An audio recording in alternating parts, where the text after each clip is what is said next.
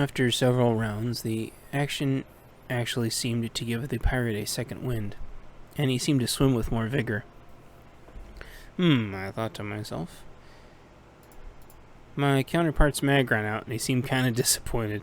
I chuckled and gave him another mag. He popped the mag in, handed the other one to me, and then I put it in my pocket. Then he popped in the new mag I gave him. This one was an extended mag. He racked the slide, and by the second shot had got the pirate again. I was starting to think that these pirates were on drugs or something. It seemed like a good hit, but Mr. Pirate was still swimming towards us. I thought out loud. My counterpart had got my firearm dialed in really well now, though, and 2 out of the next 3 shots landed well. The defensive rounds seemed to finally be working.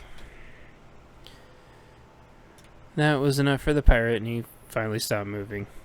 I flicked the safety of my AR back on and asked, "What's up with that, huh?" As we both looked at the body, it started twitching. Something was tugging on it, and then it got dragged down into the abyss. "Hey, shark, cool," my counterpart said. "I wonder which one it was." "Yeah, I don't know," I responded. "There's a few species out here, and only a couple attack people. I'm guessing a 7-gill. He responded, "I've heard of great whites around here rarely, but I just chalked it up to urban legends. Been out here a long time and never seen one, but it was cool to see whatever it was. Damn pirates." "Yeah," I responded. "We probably have an hour or two until they figure out what to do with us. Let's go downstairs and go over what just happened." "Sounds good," he responded. He thought about how to hand the pistol back to me and ended up handing the pistol back to me with the pistol reversed in my direction, with him holding the barrel and slide. I received it without looking at it, but looking at him in the eyes. There was a satisfaction there and a twinkle of a job well done. I let him put the pistol in my hand and closed the hand around my grip, indexing my pointer finger, the slide.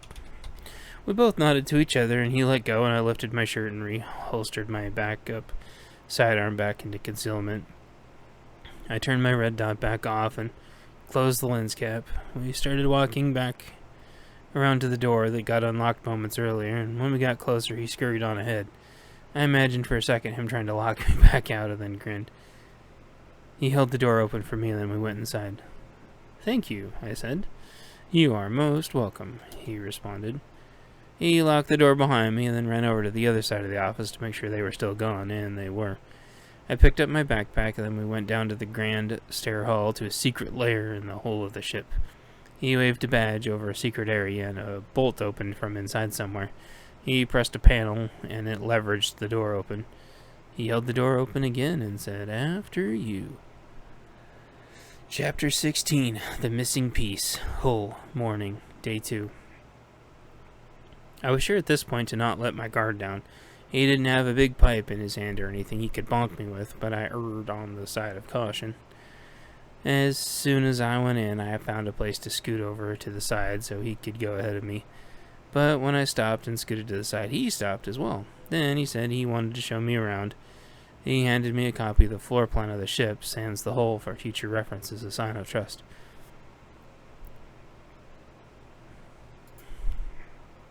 I traded him for the pair of keys I had liberated outside the pool, which he was thankful for and put away.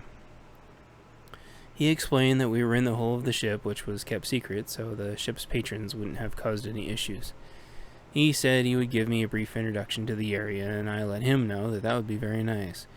He must have realized that I was uncomfortable and that this would help me be more relaxed. The first thing we did was walk past the power banks. They powered the engines and most of the ship's functions. He explained how much energy the ship brought in through hidden solar panels.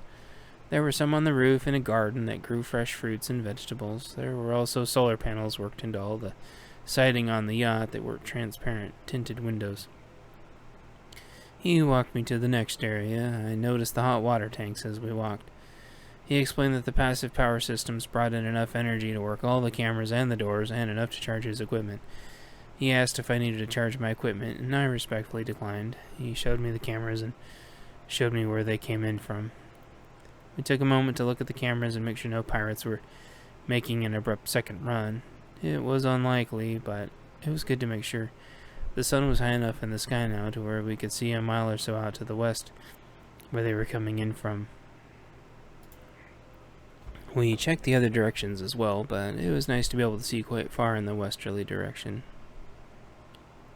There was an island that they came from, he pointed out. He said there was a few more things he wanted to show me, then we could sit down for a bit if I wanted. We walked to another area that looked like a loading dock for vehicles. There I saw an armored van that looked like it had had a previous life as driving currency for a bank. It had several updates, though, as it appeared to have a green turtle shell-styled armor now, in addition to its prior armor. My ship counterpart explained that they had begun retrofitting the armored van for urban warfare and wanted it to strike fear in the ninjas that were taking over the city. Apparently the van itself had been transporting armor covertly, so they decided to use some of it. I guess some of the staff or customers on the yacht had been mechanics or prior vehicle aftermarket outfitters.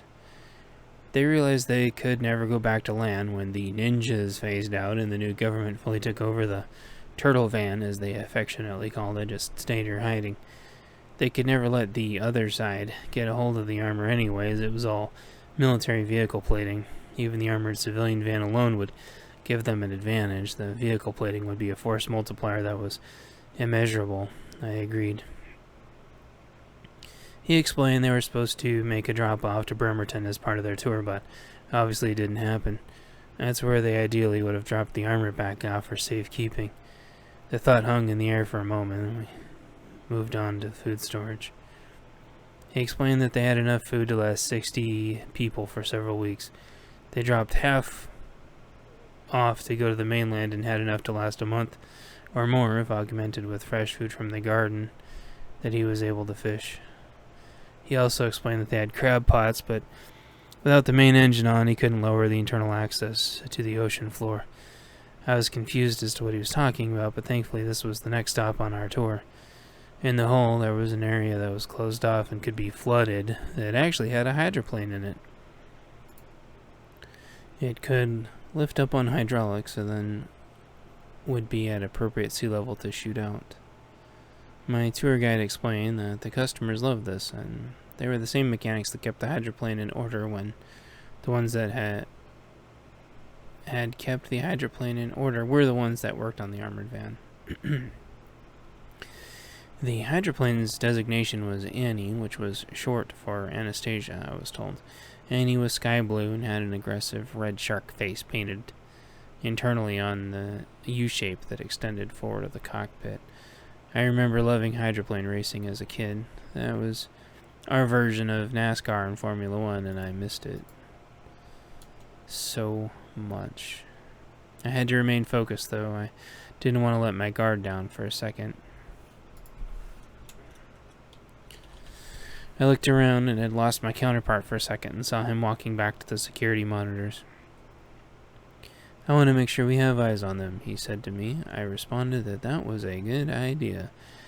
We both sat down so we could face the monitors, but before I sat down I took my bag off and set it on the table. I broke out my bag so I could start to reload my mags. He offered me a water bottle that he got out of a case, and I happily accepted. He got one out for him too, and we bunked water bottles together and opened them. I began loading my 5.56 mag first, singing the song in my head.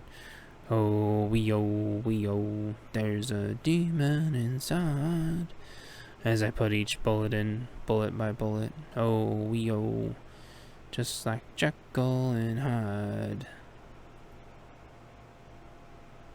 The box of bullets was empty as there weren't many bullets left in it. I saved every box, so there were shell containers later just in case. I thought back and realized all of my casings had flung themselves into the water to become relics to maybe get found later, but probably not. Oh well, I thought to myself. For having a little battle on the water, that was the least of my problems. I got my next box opened and noticed I had an audience as my counterpart watched me load my AR mag.